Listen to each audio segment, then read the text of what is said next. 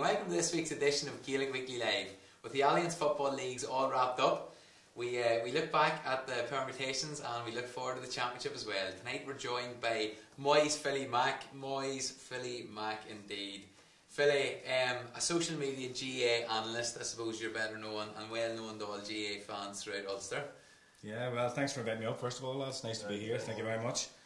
It's good to see you in terms of I'll be watching in, I'll be looking in on this, so it's a good show, so it's nice to actually be here and see the sevens and see what's going on, so go easy on me. Good stuff. It's good for a lot of people to see the face of Philly Mac too. Exactly, aye. But no, behind the mask. You provide a great service, and look, we're glad to have you down. We'll chat through, I suppose, what you do and just get your views on everything. A stats man should know plenty of information about the leagues gone by. Marty, Wiley and Jib, how are you? Good. Alright, how are you? Everyone calmed down after yesterday's excitement? Yeah. I'm just hoping to get talking tonight without being get a word in with this man yesterday. I didn't realise the All-Ireland final was played. Very Where did you? In Longford? No, I didn't, but I tell you what, I kind of said it today, like even, it was the whole build-up the whole year, it was probably, for that last 5 minutes for Fermanagh, it was worth it.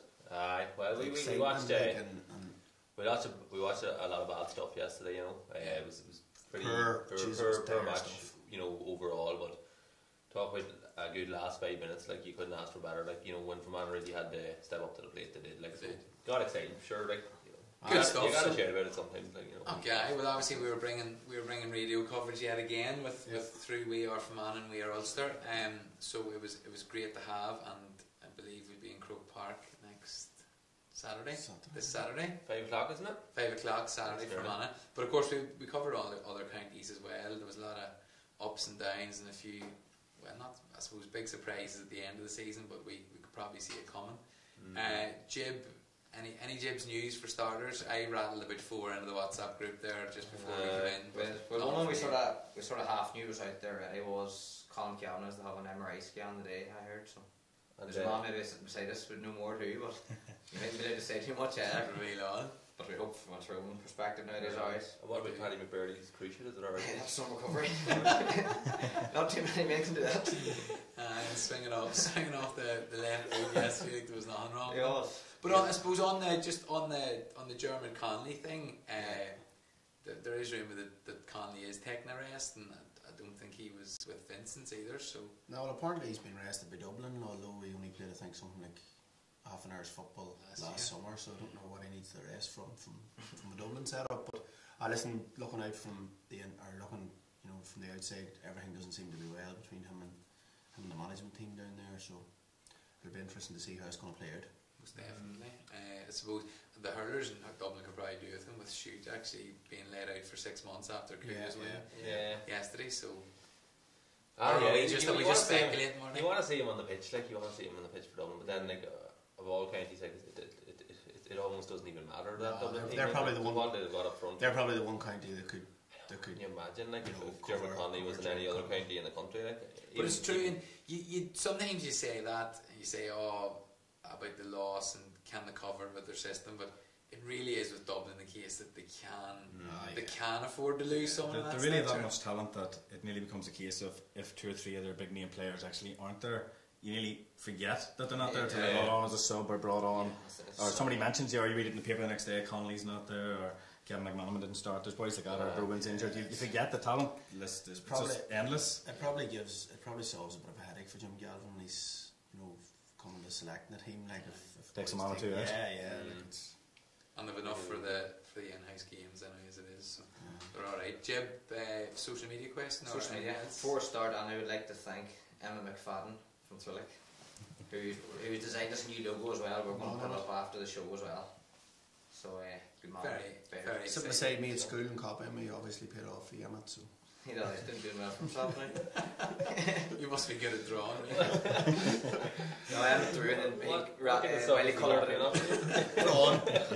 Wiley's contactless. Know that man too. You got an eye. you were well looked after in Longford anyway. There were people walking past the commentary box, like, and they could spot Wiley from a mile off, and here he was like about,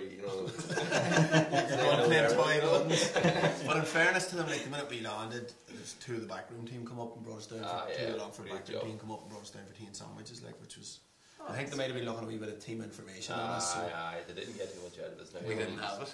No, there was no point me giving them Tyrone information on the team. No, most definitely not. Jib, social media question then for the folks at home? Yeah, social media question is which province has performed the best so far in the Alliance Football League? Okay, so I suppose to give you a quick run through of what has happened in the league before we do the reviews, folks. So in Division 4, Carlow and Laois are up. So that's Leinster and Leinster.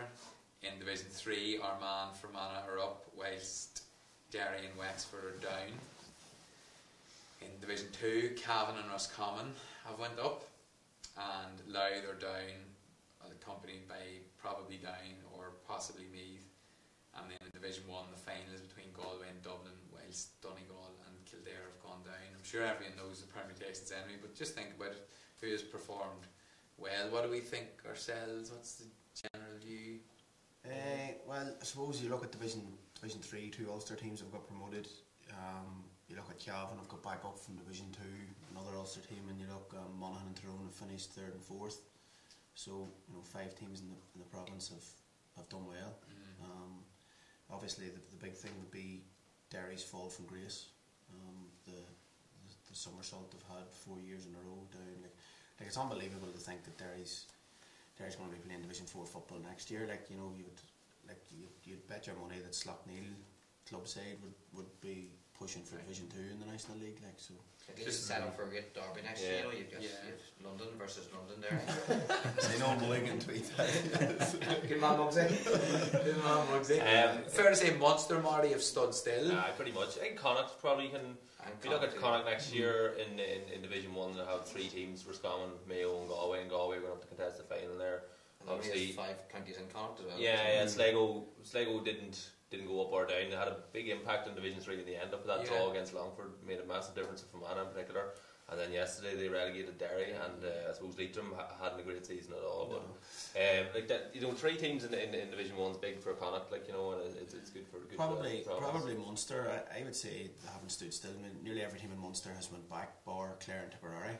Tipperary got promoted from 3 last year. Very, very close yesterday to getting promoted to 1. Clare held their own in Division 2 again. So you probably think Cork. I think Cork can still get relegated, can they? No, I think they're safe now. So I think there's a permutation. Maybe they could be involved. I don't think they're fully safe, but I think things have to go badly wrong for them to be honest. It's just bad, or even it's nearly like Derry. You'd never, Cork gone down, but Kerry probably didn't have the league they wanted. So you would look at Tip of I would say the stood still. No, I would say that they've all went back, bar Tip and Clare. It's not to be under. We'll agree to disagree. Just jump in the middle. Sorry, not likey. It's not to be underestimated, that achievement by Tipperary and Clare. I know obviously Tipperary were close to getting promoted. And sometimes you can go ahead of yourself. Louth would have went ahead of themselves last year going to get up to Division 2, but to stay in the 1 division, particularly when it's very competitive, like Division 2 is for Clare and Tipperary, it's good. There was neither of them in major danger of going down. So I would say that's a successful season for both of those counties. I think on it too. Louth got promoted last year and probably were too good for Division 3 last year and are way off the mark. Division 2.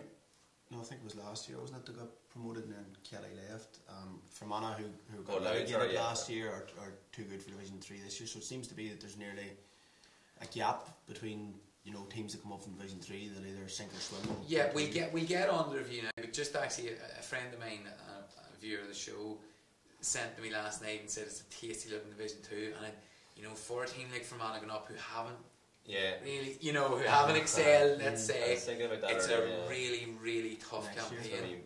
Was you're kind of looking around, and this year it did appear to be, it was always going to be Louth nearly that we're going to be, but next year looking around, Fermanagh will be the small fish. Very much so. You'll have Tip, you'll have Clare, you'll have Kildare, probably Armagh, Meath. It's very tough. Yeah, but 2 wins, you want to be. 2 wins, there's a lot for you.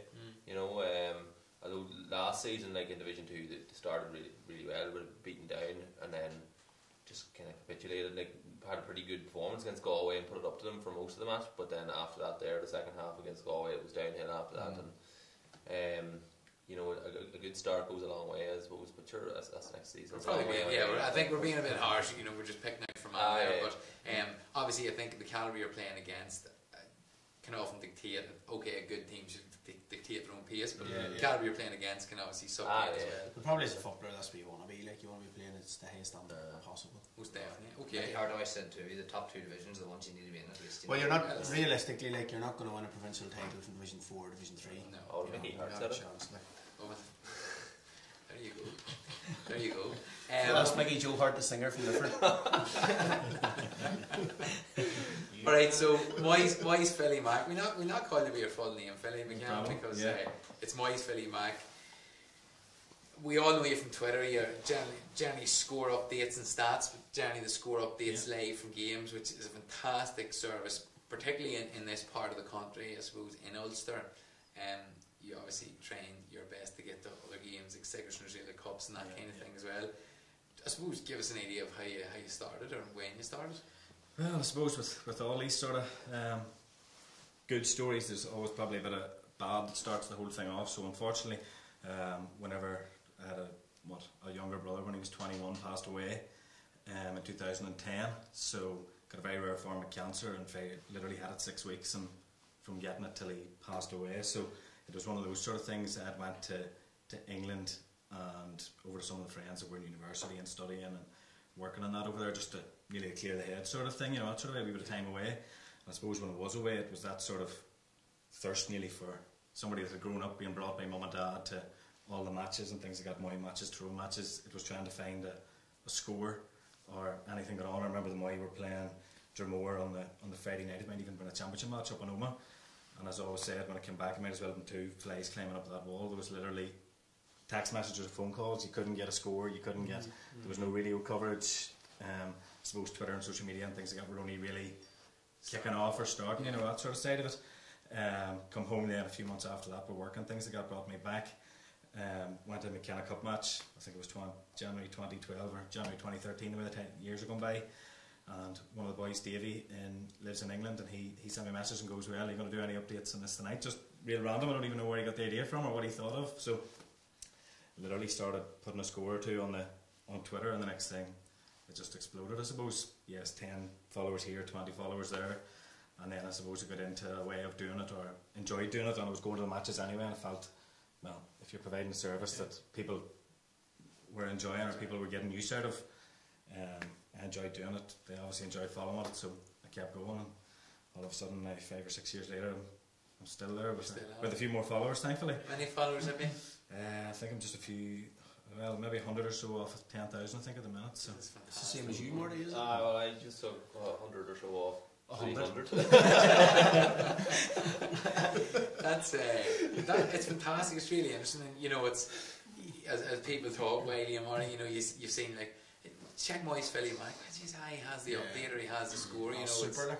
It is good to hear that in terms of are you bumping into people out around even in Tyrone or outside other counties or even different provinces and that you run at grounds and that where they'll say to you, "Oh, you're Philly Mac, it's great, you're doing a great job." And it's nice to hear that sort of feedback because sometimes when you are standing out on a wet cold Tuesday or a wet cold Sunday and there's no cover, you're standing out outside of Strabane, you've driven 50 miles to go to watch Taddy Ray or Clonagale or something like that, the junior championship. There's boys probably looking at you going, "Is he right in the head?" But I do enjoy doing it, and I wouldn't be out standing in the cold or probably having arthritis in the thumbs if I didn't enjoy doing it. So it is good to hear that some of the positive feedback and stuff like that. So. No, it's a fantastic idea. I mean, have you any plans to advance it or kick it on, or you know, are you happy with what you're doing? I suppose at the minute now it's I'm happy with where it has started and where it has gone to. I suppose I'll never say never that it'll not go anywhere else, or I'll maybe not give the full game away of where it will go to. Yes. But at the moment, I'm very happy with where it is. Like if somebody had told me back in 2012 or 2013 that you're going to be sitting with 10,000 followers, like it's I would never believe them. It's very hard to believe, or that instead of sitting at home watching a show like this on your phone or an iPad, taking all the GAA stuff in, you're actually sitting on a couch like this, or you're being interviewed by the likes of Tyrone GAA for podcasts, or you're on RT radio with Paddy Hunter and stuff like that. So some of the doors that it has opened and some of the avenues and people that I've met, even like yourselves, like it really is a great way of getting to meet people and to get out and socialise as well on this social side of it as well. So it is good. I do enjoy it. So it is very nice, obviously, to hear that you guys are all enjoying it too, because when you do go out to do it, it's always that unknown of what's going to happen, or you're just going and the match starts and you're just trying to keep up with it. It's not like watching Sky TV. You're not sitting in your front. The boys might be following you from the front of the TV, but you're actually standing there. There's no pause button. There's no rewind or who kicked that. So you're trying to just take it all in, everything that's happening. Was it number 5 scored that? Was it 10 kicked that? Was that number 8 got yellow carded? It is a day's work trying to go to do it. So thankfully, Dad now is a fairly good wingman now to take to most of the matches. He's pulled up and down the country, so he's obviously not there for them all. So I do have to pay lots of attention at the matches, but it is nice to have companionship there as well. Somebody you can trust to. Was that 8 or 10 or 12? And as you've seen now with the new Kerry jersey, they went for the numbers a wee bit higher on the back now. That's definitely nice when you're commentating those. Some of those Donegal jerseys on a wet or Saturday night on Oma under the lights now. It's harder to see if they're there. Yeah. And as you get older, the eyes aren't that good. No, and obviously you do it along with a full-time job. You know, I suppose, how do you manage and balance, you know, what you pick and choose to go to, or have you set? I suppose you're looking from early on in the week, maybe at what fixtures there are. I suppose it's easy when it's at this stage of the season. It's a county season, so you're looking where's the Tyrone match? Is it on the Saturday or the Sunday? If it's on, say, the Saturday, where is there anybody close on the Sunday? Probably is the way you're looking at it. Like, is there any other Ulster grounds that you could get to? Is there any other matches there that are really of note that maybe, well, would I want to see it first of all, and if I want to see it, well, would people want to follow that sort of way? So the fact that they're on TV or the radio doesn't really bother me. I'll just go and stand and put them on, because you never know who's at work, who's out for a meal with a girlfriend, who's wherever they're at, they may need a score, you know, that sort of way. So TV and radio, and that never bothers me. I just go out and stand and work away. So there's probably no mathematical formula of how it's done, but each week I will go probably look at the fixtures and see where it's at. I suppose later in the year now is when you really look in the family and the girlfriend and that. Thankfully they're very understanding, because she must be very understanding when it comes to it, and she must be football mad too, or just mad. Well, it could be the mad side, because she's fair player now. She would watch what I do and bits and pieces like that, but she would be much more into the going to get her hair done or makeup done and stuff like that, rather than going to watch the football. And I suppose you're involved in the Moy. You're a Moy man. We had the Moy boys on here after the All Ireland there a few weeks ago. You're not playing anymore, so I suppose you do have time to do it as well. No? Well, that does help as well. And then I suppose with work, generally Monday to Friday would be my hours of work anyway. So, well, the bulk of it you're not really missing anything or anything like that sort of way. So they are that Friday, Saturday, Sunday. So I do work in Belfast, which leaves it a wee bit tighter. If there's a match in the Tyrone Championships and it's on a Friday night and it's at 7 o'clock, like, you're not looking to see red brake lights or an accident flashing up on your phone on the motorway, you know, that sort of way. So some of it is at the mercy of, will you get there in time, but like, you'll always make it. And as I said, it's a lot of people behind you, like mum and dad, some of the family and friends and that keep you sort of going and keep you seeing on it as well, because you do miss a lot of, I might not be playing, but like whenever the Tyrone Championship kicks in, and I think I did do some, well, I nearly try to do all the matches that I can for the Tyrone Club Championship, but I think last year with some of the replays and that, there was from Thursday, Friday, Saturday, Sunday, Monday, Tuesday, 6 days, 13 games I think I covered. So there's boys that hardly do maybe 13 games in the year. So when you're looking at it from that side, I may not be putting the kit bag over the shoulder, but I put the phone in the bag and the battery packs, and you put the coat on and all the layers, and you bring the cups of tea and that, and you go to the matches. So there is as much time dedicated on that side of it. I suppose you said when I started, I probably would have been one of the first that was putting the information out on Twitter and some of that, so I don't know whether it's the good or bad of that, but some of what you see could be to do with the format that I used or a style that I used, and some people obviously see that and take the good bits or make their own or copy and paste whatever you want to do it.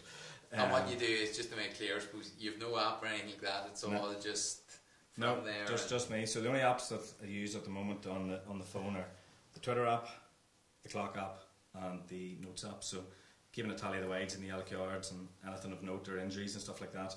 The clock obviously to keep all the grounds don't have timepieces in the scoreboard. They're nice scoreboards. Some of them don't even have scoreboards. and then the Twitter app and the thumbs, so you just be going flat out, paying attention the whole day long. So skill in itself. It'll be hard to keep track of the game at times. So at times that's what I said. So I do say to people, like, look, there is no, when you sit at home and you're watching and you think it's easy and you're watching Sky Sports and you hit pause, it literally is. A lot of stuff can happen. Or see, on the flip side of that, Philly, has there ever been maybe, you know, everyone in Tyrone knows you played all the games and that, has there been clubs maybe that's contacted you and said, listen, did you take in such and such last week, what are they like, have you information on them, or has it got that far? Bits and pieces of that now. It wouldn't necessarily be that much of that now at the minute. Now that's maybe a good idea if anybody does want to contact us. That's when your number now should flash up along me. We can discuss fees and stuff like that as well. I'm just thinking, because there's so much information there, like, and like managers or coaches would be stupid not to tap into that. Well, just when you mentioned that now, another guy that unfortunately passed away, Dominic Early now from Tyrone, that now. He was a great guy in terms of stats and stuff like that, and he, just when you mentioned that, he would have come to me now because he was so into the stats and that in the background, and he would have maybe been in touch every now and again going, like, you couldn't just watch kickouts or watch certain pieces of play or who's playing well for just maybe whatever teams are coming up. He was maybe involved with Taddy Ray at that stage, so will you go and watch, I don't know, Killyman or Killeshill in the championship? I was at it anyway. Would you take in a couple of bits and pieces of information? So I'm there, I'm watching it. I'm assuming people can take lots of stuff off the feed I'm putting out anyway, but he wanted the additional stuff and I was quite happy to do that side of it as well. So if anything comes to that, just see, like, even we talked about it, I think, a couple of weeks ago, that Dublin appointed soccer coach as an opposition analyst, you know, so it's nearly in that territory, like. And it is interesting because I suppose each year that you're going to the games, like, I know the Tyrone leagues are starting this weekend, and the likes of the Taddy Rays and the One Rose of this world have went up from Division 3 into Division 2. You were talking earlier on about them, like, wanting to play at a higher level, and a level that to learn from.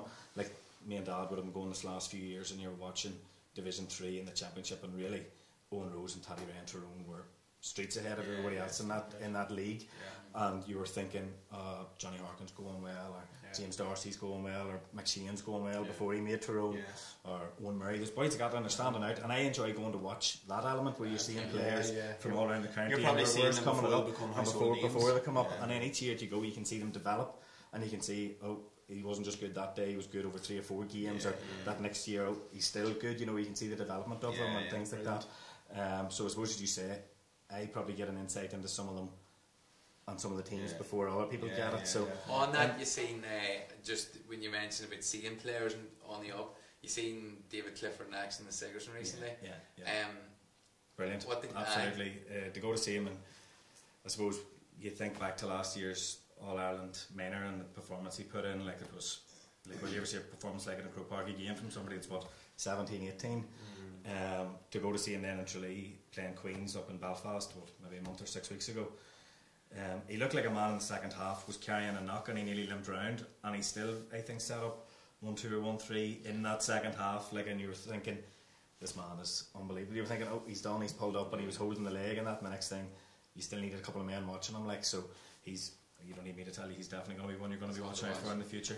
On Tyrone then, I suppose, just to get your views on them for the year, how have you seen things going? Have you seen, is there the odd club there that's missing out, or has he picked through them all at this stage? I think now, in fairness to Mickey, now there's obviously one or two, and there'll be different people in different clubs will think, well, why is X or why is Y not getting picked?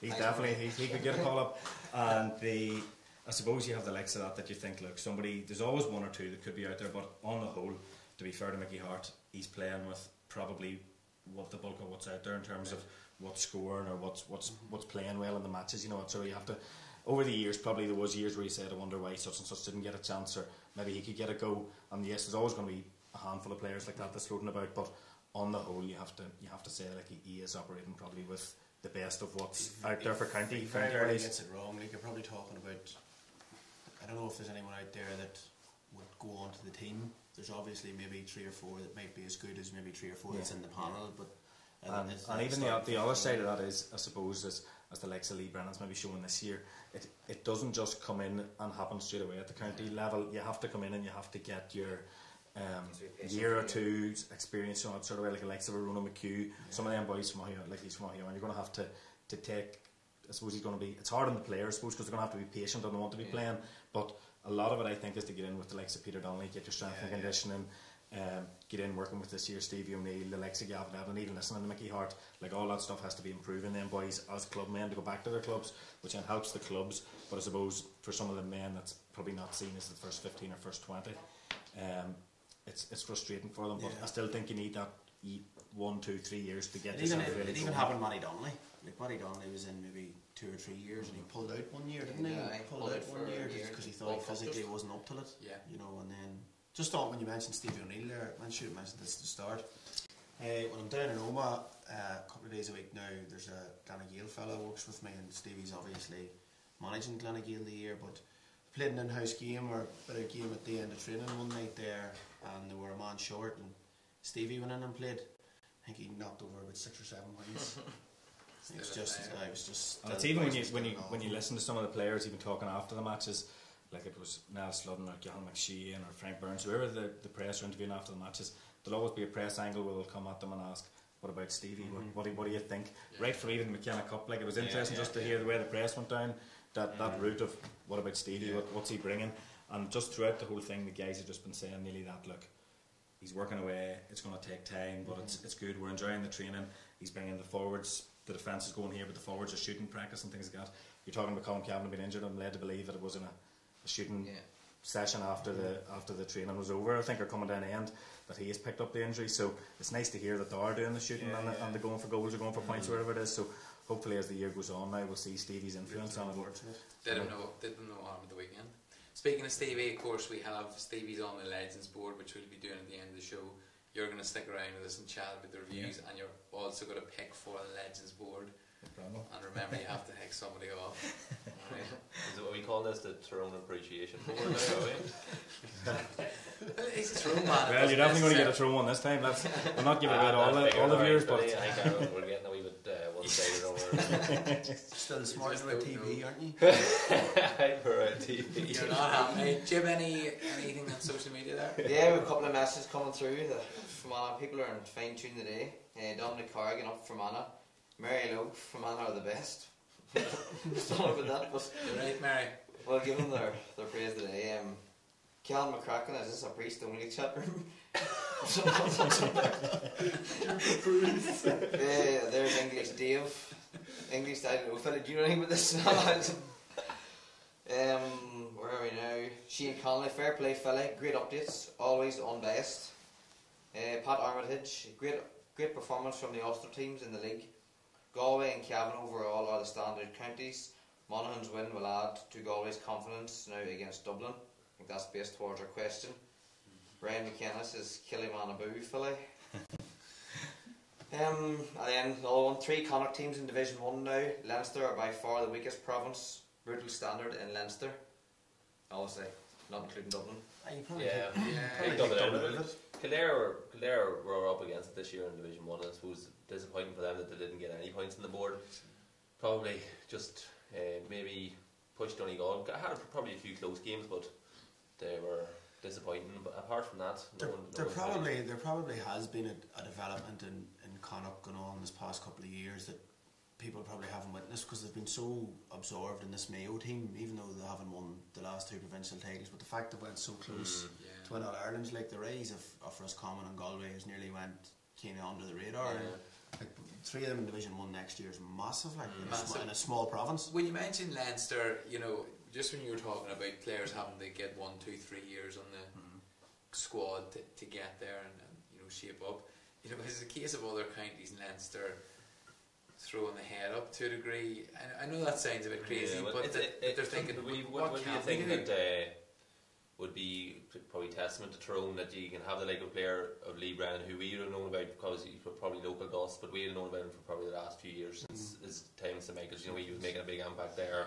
And Jim's never shut up about him since, you know, we started this here, so we knew that he was a big deal at the time.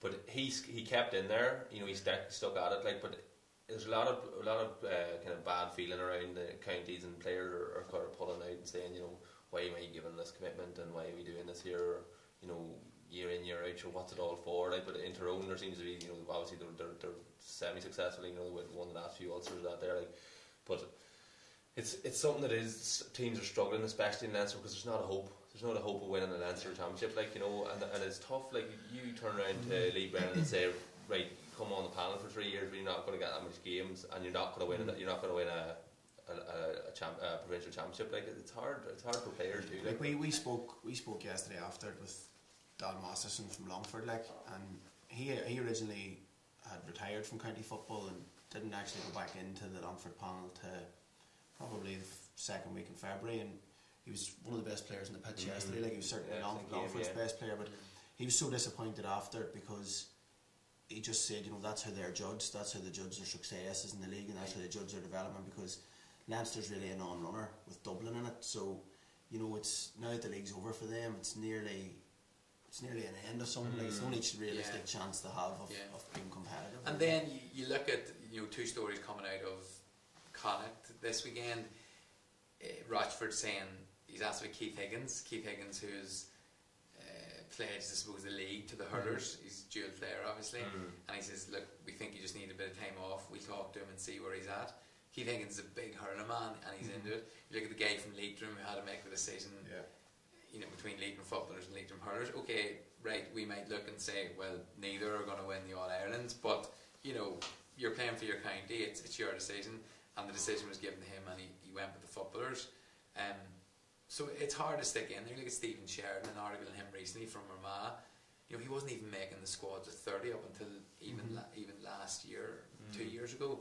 And he stuck at it, and he's went at it. So it's all about hunger, Marty. Yeah, it is. Like, it's if you want to do it, you'll do it, you know. And there is, like, but seems to be a lot of bad press around you know, a county. Like, I seen Mike Quirk was talking last night on Twitter saying, you know, we need this tier championship, we need it right away. Like, this is the end of meaningful football for, you know, 25 counties, like, or whatever it was that he said. Like, what's meaningful football? Like, it's easy for him to say that from Kerry.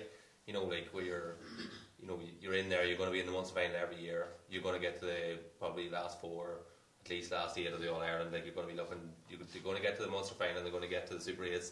So they're going to have, that's meaningful for them because, you know, it's kind of what they're brought up with. Like, but, you know, you turn around to the lads in Clare and Tipperary, like, what's meaningful for them? Like, you know, it's not necessarily winning the Munster Championship every year. Like, you know, Clare and Tip, 100%. Like, them two teams will think that they have every bit as good a chance of winning the Munster title a year as Kerry. Like, there's no two ways about it. Like, in the way that they've developed over the years. So does that rule out the barren spell that they maybe had for 10 or 15 years where they didn't have a chance? I don't necessarily think that they will win it, but they will 100% believe that they can, because they've closed that mass. I'd say they've overtook Cork, both them teams now in Munster. I'm not sure which of them play Cork, but Cork will be, you know, fearful. I think it's Cork and Kerry were in the Munster final last year, so they're split. They can't meet till the final again this year. It's strange setup. Just on too about players coming in and having to be patient. You'll probably remember this too, Philly. Like, supporters have to be very patient with players coming in. Like, I remember being in a Tyrone panel when Collie Cavan first come into it, you know, and the whole, like, I really felt for Collie Cavan at the time, because he was only about 19, and everyone around the county was saying he's only in it to keep Sean happy.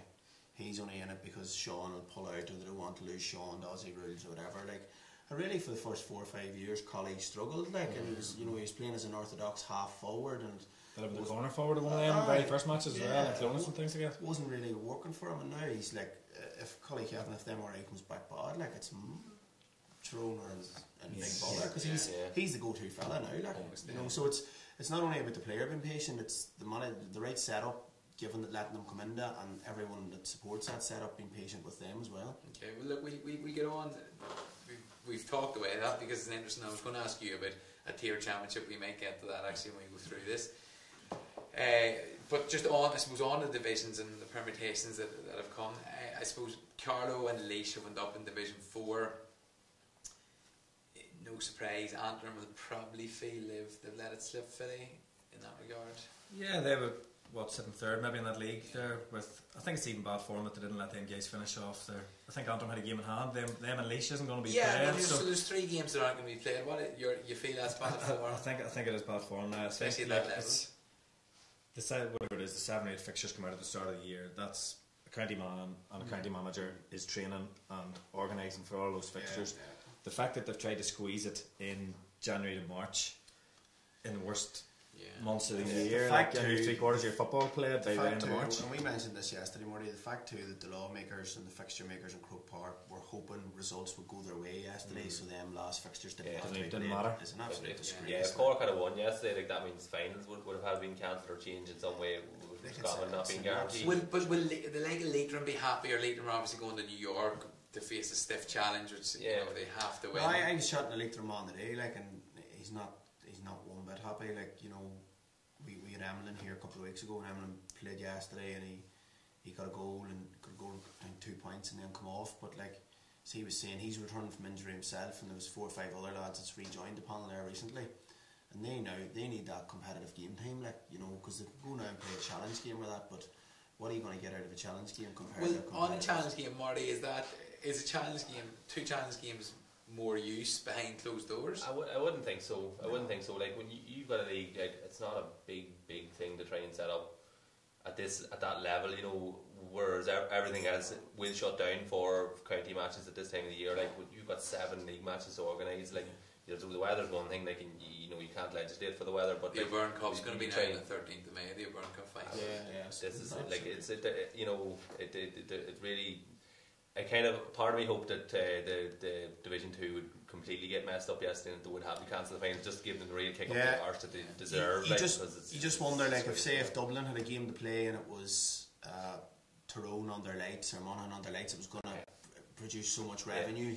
Like, they wouldn't have pulled it. That's where it's easy for them to go. The last couple of games, Division 4 don't count. I think that's wrong. Them guys, like you're talking, Leitrim's going to play New York. They need that match as much. And even Antrim, like we were talking there just at the start, and you're saying, like, Antrim are going to get a chance to play Laois, who finished top in that group. So even for Antrim's preparation, they didn't get to play that. Like, it was Laois, Carlow, Antrim were the top 3. So Antrim didn't even get to play against one of the top 3 teams in that group, you know, that sort of way. So where does that leave them? Where does that leave their preparation and stuff? So as well as that, Philly, they were saying, you know, it was the word coming from on, hey, weeks ago after the first weather break, like, well, those Division 4 matches might not matter. They might not matter. Like, you know, this is like, it becomes a bad state of affairs whenever Croke Park are actually looking at it like as just ticking off fixtures, because every fixture deserves to be played, whether it's in Division 4 or Division 1. And I know some of the local county boards and that have been stung maybe with that sort of, so they're only looking at games out of the road, but when it comes from Croke Park with that attitude, it sets a bad precedent for the other counties to come down from and that. yet, you know, you'll go with say a club team will go looking at a game changed, you know, and agree to play it maybe for a wedding or something that weekend. It's not a hope of it happening. We don't do that, you know. Just on Division 4, London, a relatively good campaign for London lads. I know they had other games at home, but a relatively good campaign. I think too far away. I think that's definitely a thing that Croke Park needs to look at. Like, not only would it raise the profile of the GAA in London and you know, give London a bit of a chance, but I think every year London's games should be at home. Every one of their 7 National League games should be at home. Like, it's, you know, we fly a compromised rules team halfway around the world to try and raise the profile of Gaelic games by playing half another sport. Why not, you know, concentrate on raising it where there is a big Irish population in London and the same in New York. 40 minutes away on the plane, like, you know, sort of. And every go there for the updates. It's a good weekend away, wouldn't it? Going to be home to the Tuesday. Hopefully throw it right there sometime. Division 3 then, obviously, and we're based here in Enniskillen, so great to see Fermanagh get up. Armagh, we stat, Philly, did you come up with this stat today that about Armagh, Fermanagh and the last 2 league games? No? I don't think it was me. No. Okay, it was a colleague of yours informed me about it. Last time Fermanagh played Armagh in the league final, Armagh won drew their second last game, lost their last game possibly by 10 points, and then went out and hammered Fermanagh in the league final. Mr. McGeaney won't be too worried about Fermanagh. Thanks, Jim. He won't be overly worried if he secured promotion, but he ran 3 changes, Marty, in the first half yesterday, so he wasn't happy with the performance. 9-0 we couldn't believe it, 10-0 9-0 at one stage, I think. Like, you don't want to be kind of dropping to those depths. Like, Wexford already relegated and I'm already promoted as the GAA said it didn't matter. Like, but you don't want to put in a performance like that there. I know, like, you can turn it around, like, but you know, even squad players and that there, like, those are the players that you'd be expecting to be you know, the boys were chopping at the bit and they were flying, like, you know, you always hear about. Happened to Wexford last year, didn't Marty? Do you remember? They did, they went. They were first team promoted in all the divisions, and then they put in 2 bad performances, got beaten in the final, and they got beaten in Leinster as well. Like, so. You'd wonder from Wexford's point of view where that performance come out of, like, because you know you can say Armagh had nothing to play for, but they equally had nothing to play for. But you know they're obviously too good for Armagh on the day, so you know you just wonder what had happened early on to them. Just on McGeaney, we were commentating last week, myself and Wiley, on the Armagh game, and I think you know of all the managers we've interviewed this year, boys, I think McGeaney was really the most refreshing. You know, I think people have this view and persona of him as being serious. You can see Kieran McKeever was in here about a month ago talking about how they will play for him, and we were alright, but when you talk to him, the number of people that commented in the interview and said he's honest and he's refreshing. I found like he's a man who I didn't know much about, like, but I'd never really had any love for or admire. But coming away last week, I was like thinking, geez, you know, you could listen to that man. You like to spend time, you like to chat him. Something about him whenever you look at him on the line.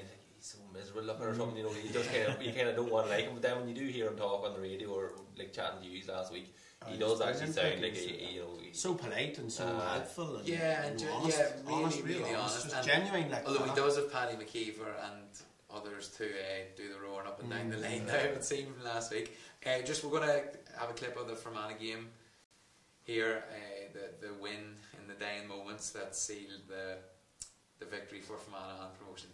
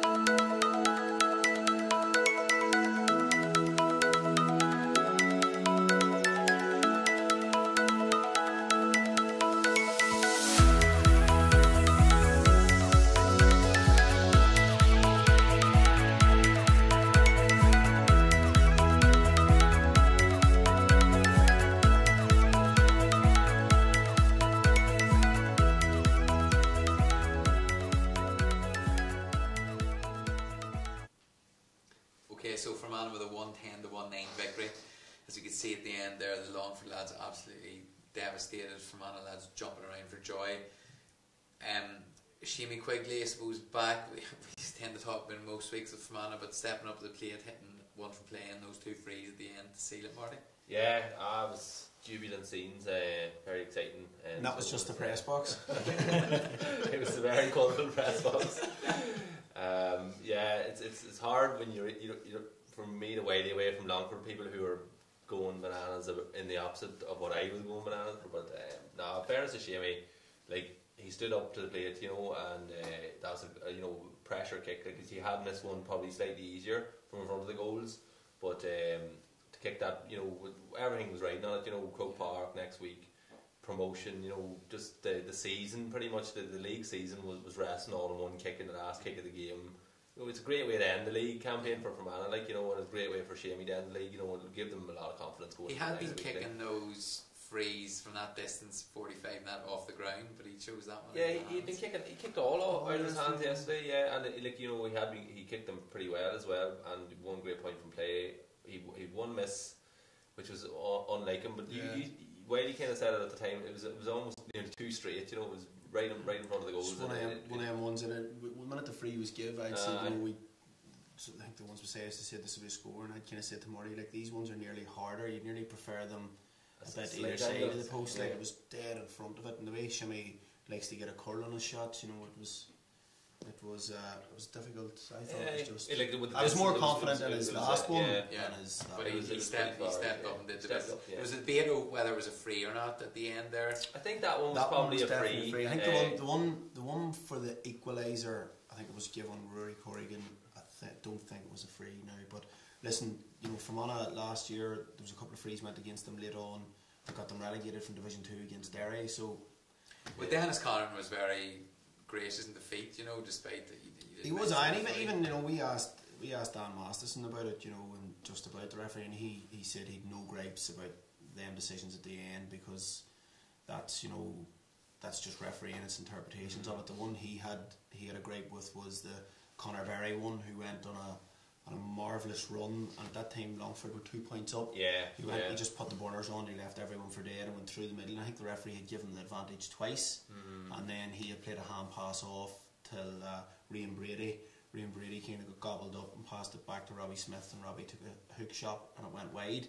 But Dan's argument was, you know, there was no advantage even with Berry's hand pass into Rian Brady. The advantage would have been a 20-metre free in front of the goals. He would, like, you know, I'd say if Conor Berry will come back on that, and if he ever gets that opportunity again, he might not have known the referee had his hand up, but if he had just had a shot, he'd have got a free in, you know, that kind of way. And with the time, the way it was, with Longford 2 up, they could have took, you know, you get 2 minutes out of a free at that stage because everyone was going back. So Fermanagh would have definitely needed the goal then. Fermanagh would have needed a goal, and they would, even if Robbie Smith had stepped up and missed it, as he missed it anyway, he would have killed 2 minutes, you know, and Fermanagh wouldn't have had time to finish it. Well, a positive performance from Longford, you know, really the surprise package, I think, in Division 3. I think I remember Whitey's news at the start of the year saying that there was something going to go wrong, badly wrong. He was that ended up, that was the last 3 minutes yesterday. Nobody was showing up and Longford were doomed, but anyway. The thing with Longford, like, and we'd said about it, they were so good the whole game at keeping the ball. They were so patient on it. They were like, they took no chances whatsoever. Even, you know, there was a couple of times their inside forwards won the ball. There was no snapshots. There was no, you know, iffy passes. Everything was calculated. You know, if it was risky, they didn't do it. They kept the ball. They won the ball. Rian Brady won the ball from inside Fermanagh's 13. 4 passes later, Longford were back in their own 45, just spraying it from side to side. But when Fermanagh abandoned the sweeper 7 minutes ago, and I think I said on the commentary that they've left this too late, I would like to see them do it 10 minutes earlier. Longford just couldn't keep the ball. Like, even the free at the end, you know, they want a free out before Shimmy Quigley's free to win it. Longford have a free out. For some reason, they decide to play it short, quick, to a man right on the sideline. He plays it back in, it's dispossessed. Owen Donnelly's pulled down and Shimmy kicks the winner. That's what Dan's gripe was, you know, they were masters of their own downfall. They didn't keep possession, you know. Okay, well, look at that. So Fermanagh and Armagh playing Croke Park this Saturday at 5 o'clock, so great, something to look forward to. I think Fermanagh will hopefully take a wee bit from the last 5 minutes, you know, and how good they were whenever they did really turn the screw on Longford and pushed up. Hopefully they can do that a wee bit more. Like, Marty, it's a precursor as well to mention, folks. Ulster Championship first round in Brewster Park is Fermanagh or Armagh. So. You would wonder now, will Rory and McGeaney, like both men, probably, you know, maybe very clued into what's coming down the line. Maybe might keep a wee bit under their hat this weekend. Tomas O'Shea says it's a national final. You have to, but could be a shootout. Maybe two teams just go for it. It would be good to see it, you know, but to try and defend like Fermanagh because Longford picked holes yesterday, particularly for the goal, and possibly 1 or 2 other opportunities, like in, you know, Pierce Park in Croke Park with possibly a wee bit more stretched and possibly a wee bit more quality in that Armagh forward line. Fermanagh is going to find it very hard to keep that defensive unit as effective in Croke Park next week. But then it's fair to say neither squad are unfamiliar with Croke Park either. I mean, they met in the Division 3 league final about 3 years ago, Marty, and you were playing. You know, they've both been there of late. I suppose Armagh more so recently. Ciara McGeaney, funny, he mentioned it when we interviewed him last week about, you know, the difference it is playing in Croke Park, and some lads, you know, struggle to adapt to Croke Park, and then other lads that mightn't necessarily play well in tighter places like Brewster Park just love the total freedom. So it'll be interesting to see what way both men, you know, go into it. But I think from the point of view that Fermanagh have done so much work and the players have put such a lot into the league that, you know yourself, Marty, it would have been very, very disheartening for Fermanagh players waking up this morning if they hadn't clinched that promotion. How would you motivate yourself to give that same commitment now in the lead up till a championship, like, because it is an Ulster title, like, realistic, and for the team that, you know, the team that is, you know, so disappointed in the league, Longford in the league, and Hip and Antrim. There's now a break of a month for these club fixtures in April. I would say that Longford, even with the disappointment of yesterday, Longford, you know, at the start of the season, possibly may have been happy enough with survival. Whereas Fermanagh, they kind of mentioned that yesterday. Maybe had promotion in mind the whole time, and even in the early fixtures when Fermanagh were kind of winning against Offaly and Wexford and Sligo, particularly against Derry, like 4 wins in a row, and probably 3 out of 4 didn't even feel like wins because the performance had been so disappointing. Like particularly the second halves.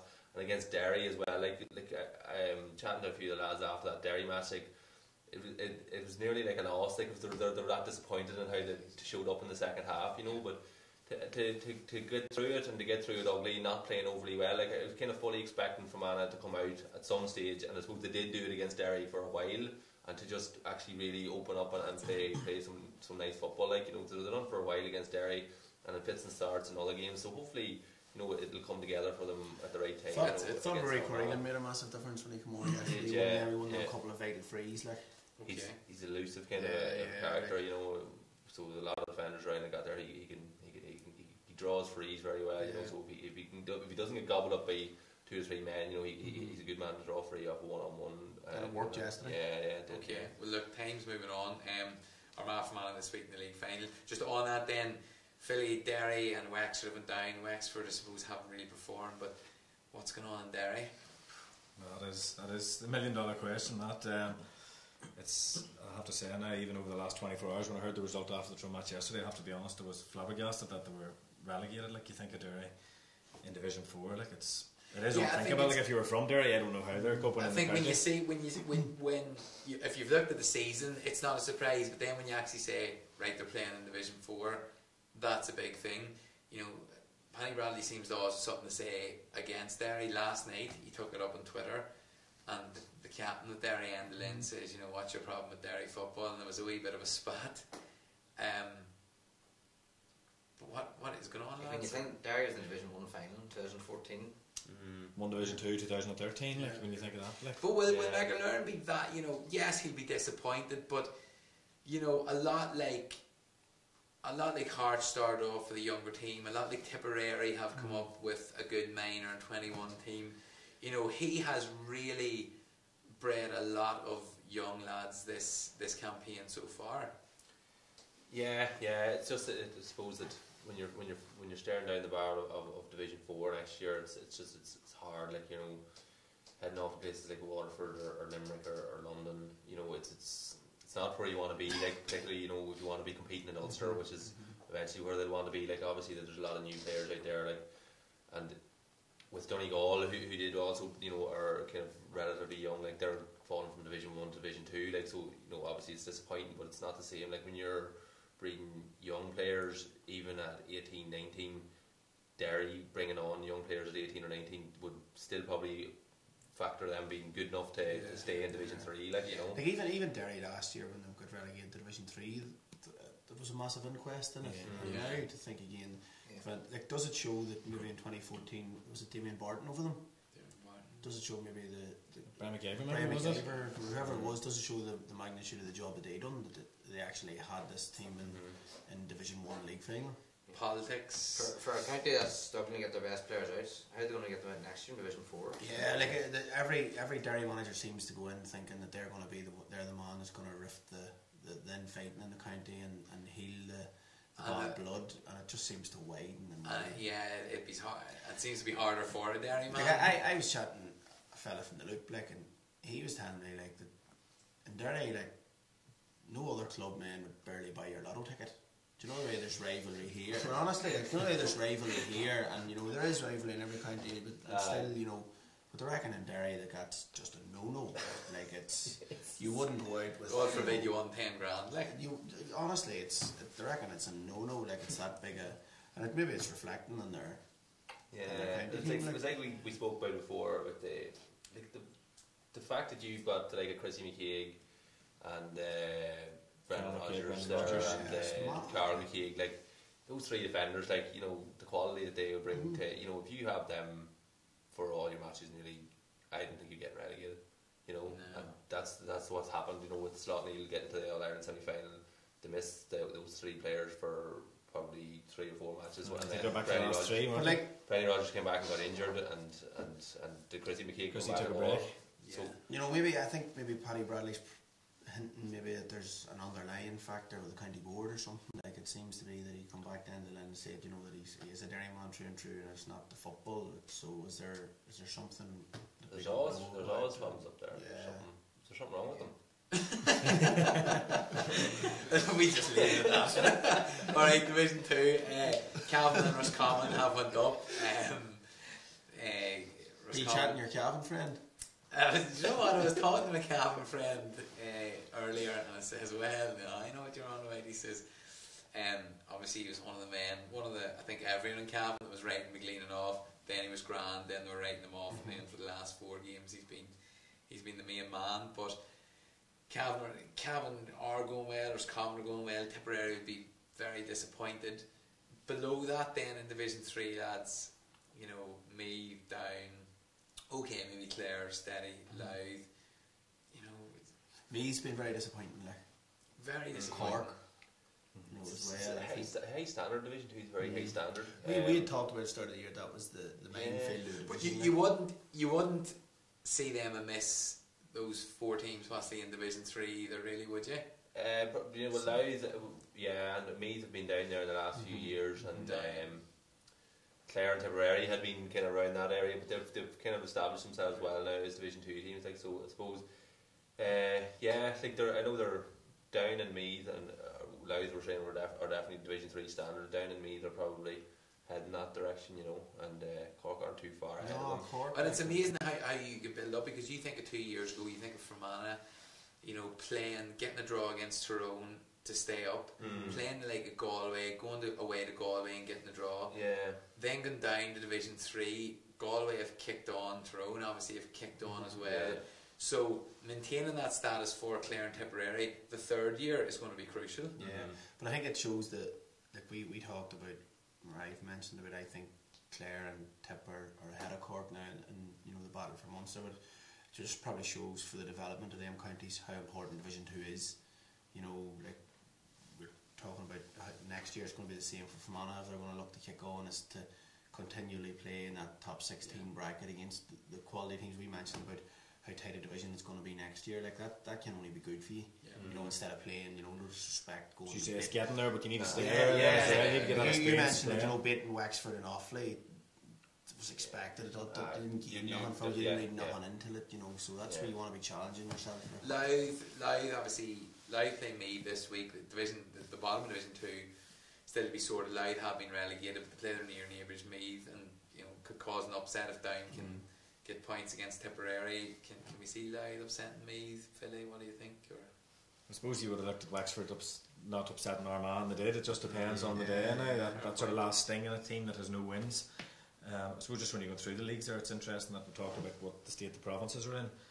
Is Kildare bottom of Division 1, Louth bottom of Division 2, I'm trying to think, Wicklow and Wexford. And Wexford Division 3. Like, so there's 4 Leinster teams at the bottom of all leagues. Some of them maybe 3 out of that 4 with no wins at all. Even when you say that, like the Longford ones beside us in the press box yesterday after they calmed down and the initial attempted assault on Morty. Declan Rowley was in, and he had said, when the whole dust had settled, he had said, they expected to be going to the last day of the season needing something to stay in Division 3 instead of dropping to Division 4. Like, so it was a good campaign. Yeah, like I thought it was a great campaign for them. So Longford the only That's another Leinster team who've pulled out a few results in the back door. They always do. They always do in the back door. And you say the back door, that obviously a championship, and there's been a big discussion that's been had over the last week about the cut and thrust of the championship up and coming, but the excitement and the joy that the league has brought.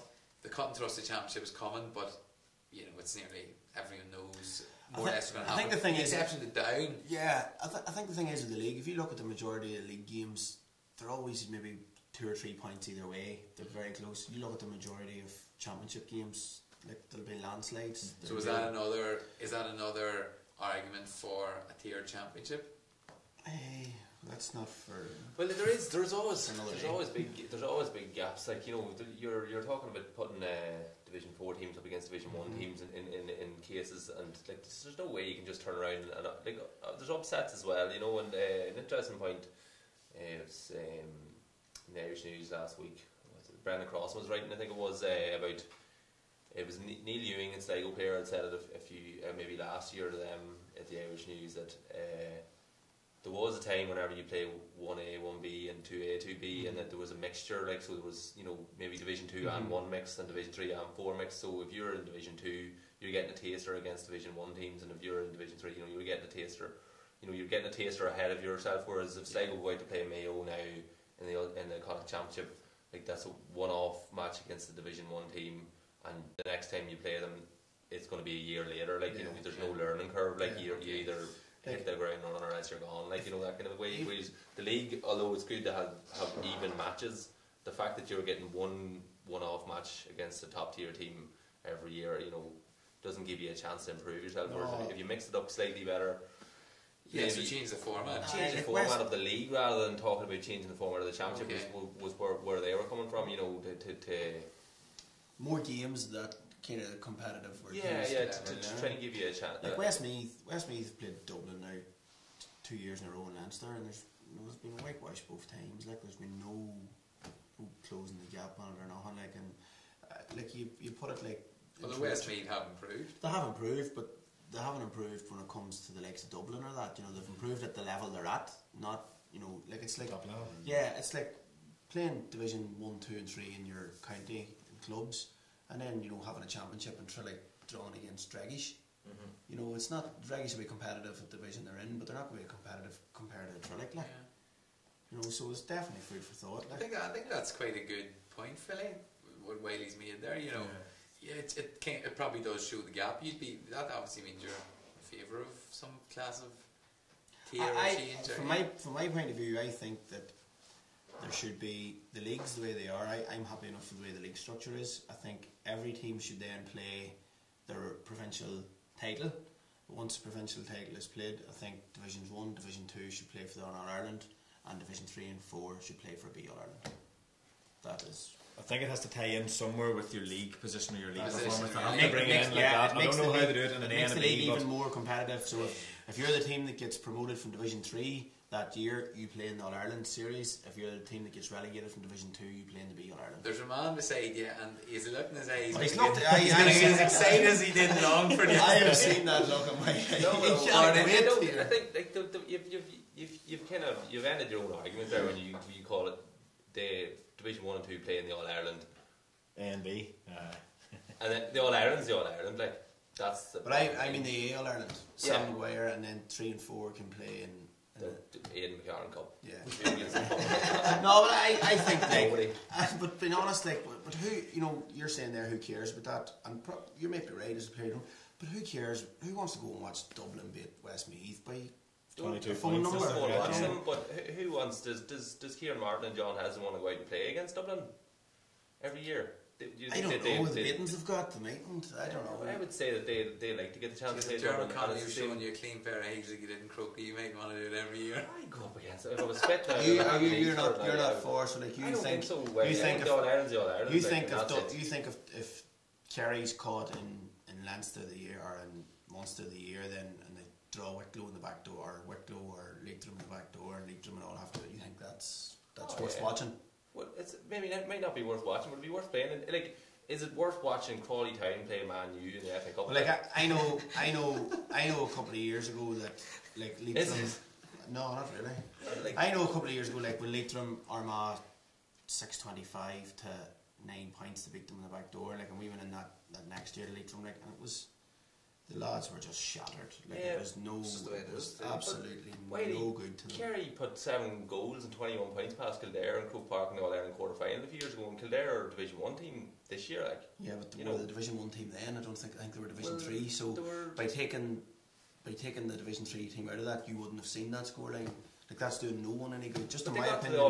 It's only my humble opinion. I know, but they got to the All-Ireland quarter-final. Like, I'm gonna make a phone call and get these Longford ones back up for you. It's a great argument. I would like, for me, that way, it just, you have still the prestige of your own provincial title, you have the competitiveness of your league, and the chance to get that promotion till play in the A or B, and then you're playing in a knockout competition of teams. It's Marty, would you be happy if you worded better than A and B? I think that is a big problem. Because how do you get away from that 1 or 2 or A or B? This is going to be the problem. But you know, why at club level do we have tiered championships? Well, I was completely lost in the Sigerson weekend. I was completely lost as to who was winning what, as it was in the O'Connor Cup weekend. It used to be pretty clear it was Sigerson Trench Cup, and now it was like there was Shields, there was this, and there was that, and I was lost, Philly. You know, I mean, what you're saying? What were you saying there in relation to how you portray it? It's hard. I suppose it's difficult. It's when you put the B word on. I know. No one wants to call it the B. Like. But I think it's because you have such good leagues at the minute, and things are so tight and so competitive, as you're saying. Even if it is a high scoring game, it's still close enough. Whereas I think it's exacerbated then when you go to the championship, and as you say, there's 22-point drubbings and stuff like that, and then the press go to town on it, and then the man on the street goes to town on it. I think it's that negative perception. To be honest with you, Philly, I half wish I'd never asked that question. Division 1. Just on before, is it this buy one get one free in the jeans price? We both have socks on. It's just jeans, socks, no socks. Just on Division 1 then, Galway and Dublin, as we knew before that getting into the final. Jib Tyrone giving Kerry a decent beat, 116 to 14 in Omagh. But it had the feel of a game, you know, where you knew it didn't mean nothing. Right. Tyrone obviously went out with the intent that they weren't going to lose the home game anyway.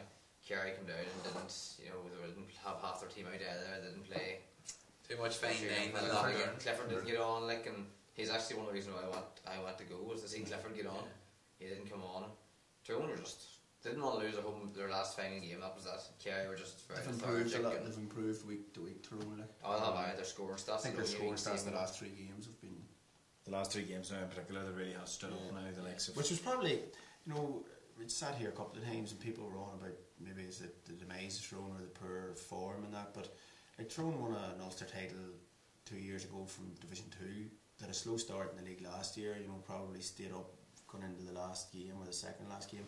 Were streaks ahead in Ulster, and they started the league slow again this year. Lost the McKenna Cup final, but they're steadily being a massive. You don't know what's going on behind the scenes. Last year, Mickey Harker said, "Jesus, we started off too quick. We're doing too much." This year, he says, "We'll go slow. We'll build." Another point is that he seems to have two great. Last year, he had a great find in Hampshire. This year, he seems to have 2 great finds in Frank Burns and Lee Brennan. You know, I mean, and people talked about these 10 players. These 10 players can play around the middle and can play anything in the system, but I mean, these guys are really stepping up, like. Big team. Because when you go back to the Donegal match of a couple of weeks ago when Frank Burns went into the 6 jersey, him and Colin Cavan that night, like they looked the real deal, the two of them complimenting each other. But it actually reminded me back to, was it maybe around that sort of, maybe it's, I don't think it's far back as 13, but maybe 2015 when Joe McMahon and Colin Cavan were playing and that sort of. I know they were describing them as 2 sweepers, but Joe was getting up the field, Colin was covering, or Colin would go up and Joe was covering, and you're starting to get that sense that, I know Colin's injured now, but that's where the potential is there with Burns' younger legs and that, and he's very comfortable on the ball. Yeah, and he's had a really wait for his chance. Like, and he plays mostly as a forward for Provincial. Like, yeah. You know, and he's played in the middle of the field, supposed to the 21s when you think back to that. He's had a really like, this is his first year that I think last year he wasn't even in a lot of things, wasn't in the And 26. you think even maybe up to really the Donegal match of 2 or 3 weeks ago, that was probably the first start that he really got, bar McKenna Cup 1 or 2. I suppose, you see, when you're looking back at Tyrone, some of them things with the likes of the Moy going, and Colin wasn't there, and the likes of the Sigerson matches, so many involved for UU.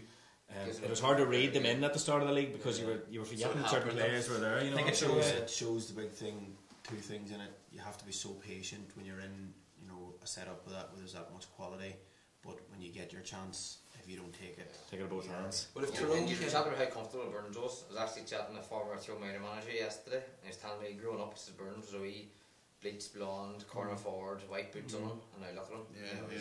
I couldn't believe it actually in Donegal when he was laying, like, coming cornerback. I was like, this can't be right. Like, he's obviously going to go forward, Petey Hard will drop or something, you know. But he's making. And Gavin McShane has really stood up in the last 2 or 3 years as well. Now, wherever he's finding the pockets of space and things like that, whether it's because Burns is there and the 2 of them are getting about the field. And again, who looked, as you say, sticking at it after the under-21 success, who looked, you know, relatively uncomfortable, just a bit.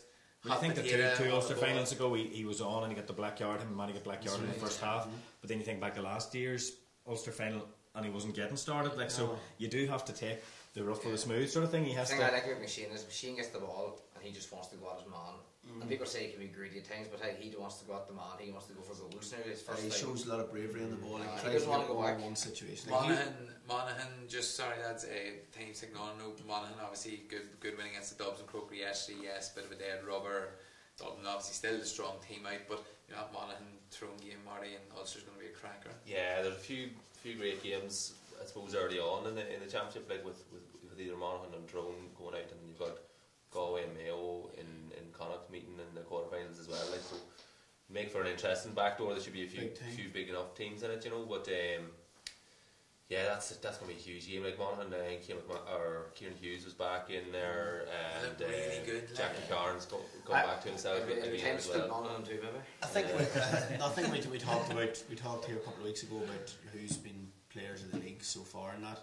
Geez, Fintan Kelly has to be up there. Like, you know, he's talk about players' development over this past 3 or 4 years. Like, he's went from, you know, an out and out kind of cornerback, fullback, man marker to a man now that you leave him on the ball at your peril because he's popping up, he's kicking points, he's scoring goals, and he's a complete modern day inter-county footballer. Another team that we thought might have something to say, good performances, but they've still went down in Ulster is Donegal. Donegal really could have set a marker yesterday.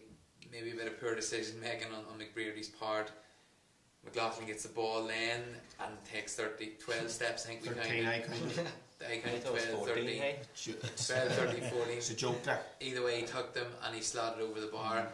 Just, you know, fine margins, but Donegal, that would have been a real momentum swing for them. Yeah, there's a lot of good feeling around Donegal, even with that relegation. You know, they know themselves, the new manager in, and there's a lot of young players, and I think there's probably a wee bit of life being breathed into it, with possibly a wee bit more attacking style of play. But at the same time, it's kind of, you have to weigh it up. Like, there's attacking style of play, and then there's relegation. The only thing I would, from a Donegal point of view, a lot of the games they've lost has been in the melting pot going into the last few minutes, and whether it's they're mentally not strong enough or whatever, they have lost like games that have been there for the taking, and they've lost them. And like, to be honest, I'm not buying into this. Very open through the middle. Sorry, Wiley, in the first 5 scores yesterday, they cut open. I'm not buying into this Donegal being a free-flowing attacking football. We seen them jib against Tyrone that night. Like, they spent most of the game with 15 players inside their own 65. Like, to me, they're every bit as defensive as they've always been, but they just maybe have a few better players back.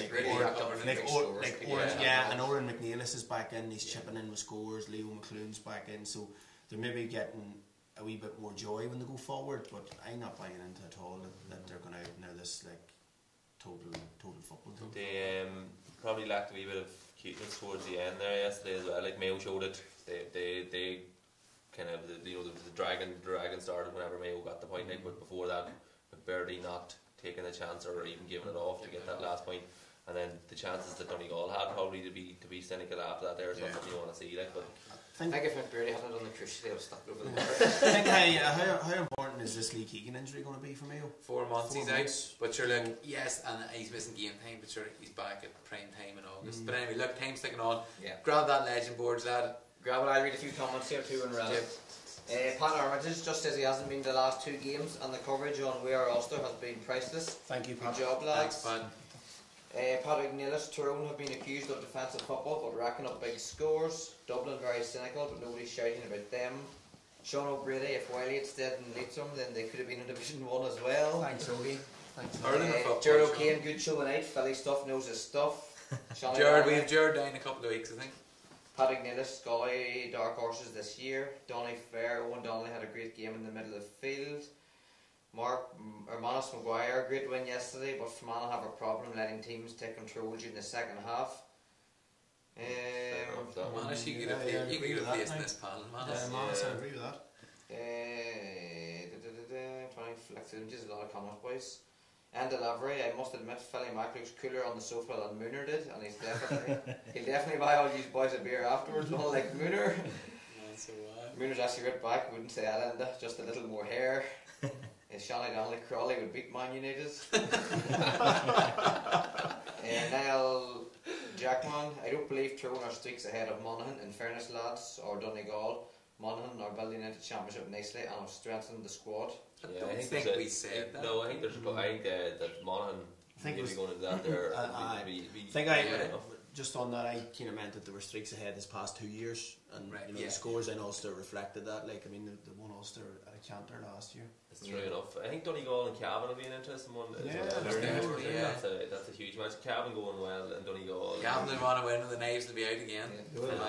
Alright, Philly, you have an addition to make to this board. Do you want to just talk us through your man here? You don't have to show, you don't have to reveal it yet. No problem. Well, I suppose when you asked me to look at this Legends board, I was sort of thinking with my Moy hat on, who else could I get in? I see Big Sean in there already. Didn't choose is your big mate Colin possibly? I was thinking Plunket Donaghy was one of the ones, I suppose, in the 80s, the likes of that. John Lynch now was a big hero of mine when you were growing up in the 80s there as well, watching that sort of breakthrough team in the 80s. Tuning in there at the minute. I think he was every young guy growing up in Tyrone. He's what a man. He's my hero. I think some more ones even have a picture of me, John Lynch and Plunket Donaghy sitting in the Moy Inn or sitting in the Moy Inn and the Moy with the Ulster. I think it must have been 1989. You have blonde hair at that stage as well. I hadn't as long hair at that stage. I think it was maybe John's fault that I have long hair now. But it was when we had the Anglo-Celt that year. I think it was 89. Yeah. So then I thought Philly Jordan maybe with the Moy hat on, and possibly Conor McAnallen was another shout that I could have went for, but I couldn't not put this man in when he wasn't there. When I seen it, a man that has 3 All-Stars, 3 All-Irelands. He's a Tyrone man, as you're going to expect. Whilst I didn't go with it is a Tyrone appreciation board. Whilst I didn't go with the Moy angle, I could not but go with Brian Dooher, 2-time captain of Tyrone to win the All Ireland. So Brian Dooher, the old champion used to be, I would do her. Okay, so Dooher's in. Great pick. Philly, who are we? I suppose when you're bringing a Moy man up here now, we can decide which of these 2 Armagh men we're going to get rid of here first. There'll be a few boys in WhatsApp groups there. I would say that I'm in not that amused, but do you know who that is down the bottom there? That's Chrissy McKagan. That's Chrissy McKagan, Big Finbar. I'm definitely not taking Big Finbar. Take Chris, Finbar follows me on Twitter as well, so he's definitely staying. The goalie. The goalie, Finbar's tuning in too to see that he's staying on every week. Of course he is. I will see the light in his face now when he knows he's staying on. I'll give them the benefit of the doubt on Geezer, so we'll take Mr. McGreen out down here. Against the Armagh. There's no way I'm through Armagh when I was going back to the Moy. Let's beat the goalie safe. That order. And how do you want to move the board around? I'm not going home with Geezer number 1 either. We'll put Ryan in there just for starters. We'll put Peter at number 1. Jesus. You go, Marty. You move. I'll move the very few arguments now. Peter already. If you just hold Geezer, he's not going to know you there at the top. Sean Gavin, help me buy you pick this all our compliments Sean with Gavin, Geezer go to 2 there. Right. I'll mess this up on these completely. No, you're alright, keep it. Total, there are 3. I think I'll put him in at 3. Fair enough. Fine man. Let's see. Taking out the man who got 6 points in training last week there. We will go with Stevie here too. Stevie at 4, Dooher at 5. We'll put Lyndon over there at 6, sure. Lyndon down there, over there, Jim, do you? I'm sure. Does the goalie We'll put Finbar up there at 7. I just thought that. Jesus, Marty, you're thinking of the one left in this. Jimmy's making his way down. No, sure. A great big Finbar. We'll put Jimmy's not winning matches anymore. We'll put Geezer in there number 8 just so we can go back home in case some of them are mass supporters in the morning now. Just I'll leave him in there. I think we're not too bad at that. Right, not bad. That's alright. Hey, what's big Finbar? Has he got D's in or what? What has he got? Hey, what is this, man? What's his game like? How is he here? Why is he there? Look, Marty, He's all you need to know is Wiley met him when he first joined the throne panel. And that's the sole reason he's on the board. Fair enough, yeah. Alright, finish that. It's quite the board there, I have to say. Like, there's a lot of legends there now. Jimmy Keegs doing well to stay in there. See you tell you. You get as good as dual players, Chrissy, you'll do well. I need to get on to Jared O'Keefe now for a couple of weeks' time and get him well primed to cut a big hole in his He'll probably take a few through. He'll take a through. Hey, judging by the dairy rifts, I mean, Chrissy's definitely. Chrissy and Anthony are definitely at odds, yeah? Don't be letting Jared O'Keefe pick himself. Is that possible? No, that's a good board now. I'd be happy enough for that. Like, it probably. Well, Dreher had to go in terms of just the 2 times around when it got 3 times. He sort of redeveloped that whole, whether people like it or not, he redeveloped that sort of half forward role, you know, that sort of way where you go up and you kick your point and you go back and you defend. Even then, when he went on and he done what he did with the Tyrone under-21s, like into the management and the motivation side of things as well, he just seems to be the man that just keeps on giving the legendary stories that run about when he was injured and the boys that were doing the rehab with him and things like that as well. Funny, when you say that, you don't have a player like him on the board. It was players like him, in fairness, for Mickey Hart and that over the last few years, that were hard men to replace. Like your Doohers, your Philly Jordans, like your Gormleys, your Racing McManaman. Like I literally could have picked. I could have made that a whole Tyrone board, really, annoyed Marty there. I was heading that way. I'm thinking there's plenty other men around Ulster as well. If we Pete McGrath there, if we get a mention there. We'll see Jared O'Keehan's in a couple of weeks, so we'll see what he picks. Alright, thanks Philly for that. Look lads, great show. I think we've talked all night, but Philly, great to have you. Thank you very much. Wealth of experience, and look, keep doing what you're doing. Thank you. The Twitter name is @MoyesPhillyMac. MoyesPhillyMC. We'll put that up on the Facebook page. If most of our followers don't have it already, I imagine they would. Great man to follow. So thanks for coming in. No problem. Thank you for inviting me. Much appreciated. For the rest of the season, whether you want the Taddy Ray or wherever about time, yeah. Keep an eye out for me on Twitter. Good man. Thank you. You haven't been in Donnelly Park yet. I've noticed Philly too. So. Get a cup of tea there. Will I want to come now? Red carpet. Yeah. You'll see that man in action. Alright, so look lads, Fermanagh play Armagh this week, Carlow play Laois as well, Dublin play Galway in Division 1 and Cavan play Roscommon Division 2. Of course we'll be covering the Division 2 final, Division 3 final between Armagh and Fermanagh, so best luck to both teams, in particular Fermanagh. Indeed. And thanks for just being here lads. Is that everything, Rory? I think that's everything, Marty. You're happy enough on the board now, Marty? Oh, I'm delighted with this board. Marty, anything you want to say to the people of Longford? Oh, hard luck. And look, you two boys, you need to sort this out before next week. Look folks, on next week it's a bank holiday, Easter Monday, so we have to decide if we're going to be on or not. But stay tuned to the Facebook, to YouTube and to Twitter to let us know. As always, keep your comments coming in during the week, and from myself and the lads, have a good evening.